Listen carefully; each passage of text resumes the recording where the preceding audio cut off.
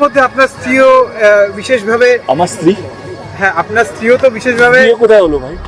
রে ভাই। ইতোমধ্যেই আপনার স্ত্রীও কথাটা শুনে পাল্টা প্রশ্ন ছুড়ে দিলেন দেব। রুক্মিণীকে স্ত্রী হিসেবে মেনে নিতে তিনি অস্বীকৃতি জানালেন। তবে কি 12 বছর লিভিংয়ে থাকা হবু স্ত্রীকে শুধুমাত্র ব্যবহারই করলেন দেব, নাকি শুভশ্রীর প্রেম জোয়ারে বিয়ে ঠিক হয়ে থাকা হবু স্ত্রীর কথা বললেন পশ্চিমবঙ্গের এই সুপারস্টার? যে বিষয়টি নিয়ে বিতর্ক চরমে। আনুষ্ঠানিকভাবে বিয়ে ঠিক করে যার সঙ্গে একই ছাদনাতলায় নিশি যাপন করলেন এতগুলি বছর, সেই রুক্মিণীকে স্ত্রী হিসেবে আর মানতে পারছেন না দেব। ইতিমধ্যে আপনার স্ত্রীও বিশেষভাবে আমার স্ত্রী হ্যাঁ আপনার স্ত্রীও তো বিশেষভাবে বিয়ে কোথায় হলো ভাই? শুভশ্রীর সঙ্গে প্রেমের গুঞ্জনটা যেন এখন আর গুঞ্জনে সীমাবদ্ধ নেই। সময় আর তাদের দুজনের চালচলনের বিষয়টি নজরে এসেছে নেটিজেনদের। সন্দেহটা আরও আগে থেকেই ছিল।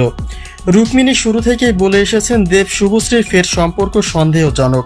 তারা যেভাবে মিশছেন তা কোনো বন্ধুত্বের সম্পর্ক হতে পারে না। আর তার চেয়েও বড় কথা যে শুভশ্রীর সঙ্গেও বিয়ের প্রতিশ্রুতিতে 4 বছর লিভিংয়ে ছিলেন দেব, সেই শুভশ্রীর সঙ্গে 12 বছর পরে এসে যে শুধুমাত্র বন্ধুত্বের সম্পর্ক হবে তা বিশ্বাসের অযোগ্য। টালিগঞ্জের সবচেয়ে জনপ্রিয় জুটির একটি ছিলেন দেব শুভশ্রী। অবশ্য অনেকে চেয়েছিল তারা দুজন ব্যক্তি জীবনেও একসঙ্গে ঘর বাঁধুক, কিন্তু ভাগ্যক্রমে সেটা হয়নি। শুভশ্রীরও ঘর সংসার, স্বামী সন্তান হয়েছে, আর দেবেরও এক পর্যায়ে রুক্মির সঙ্গে সংসার সাজানো হয়েছে।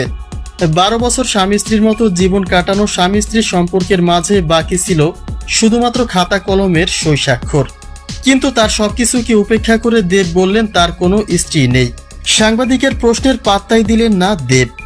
ইতিমধ্যে আপনার স্ত্রীও বিশেষভাবে আমার স্ত্রী দেবের এমন আচরণ ও মনোভাবের পরে তীব্র প্রতিক্রিয়া জন্মেছে নেটিজেনদের মাঝে। কেননা বিষয়টি এখন অনেকটাই পরিষ্কার যে শুভশ্রীর সঙ্গে তার কিছু একটা চলছে, যার ফলে পুরনো প্রেমিকা ফিরে আসায় হবু স্ত্রীকেই অস্বীকার করছেন দেব। তার মনোভাব যে আর রুক্মিণীতে সীমাবদ্ধ নেই সেটা তো বলাই যায়।